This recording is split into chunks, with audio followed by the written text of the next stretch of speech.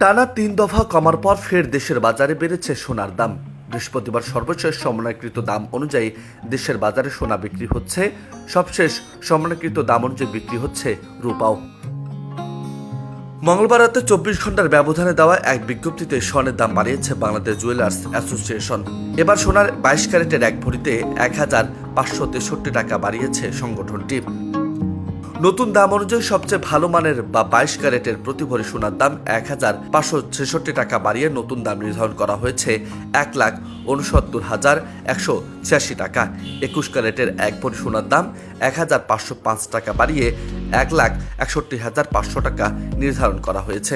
এছাড়া 18 ক্যারেটের প্রতি ভরি সোনার দাম ১,২৮৩ টাকা বাড়িয়ে নতুন দাম ১,৬৮,৪২৮ টাকা নির্ধারণ করা হয়েছে।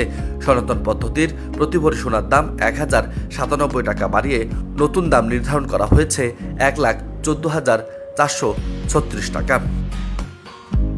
এদিকে বিজ্ঞপ্তিতে বাজুস আরও জানিয়েছে, স্বর্ণের বিক্রয় মূল্যের সঙ্গে আবশ্যিকভাবে সরকার নির্ধারিত ৫% ভ্যাট ও বাজুস নির্ধারিত ন্যূনতম মজুরি ৬% যুক্ত করতে হবে।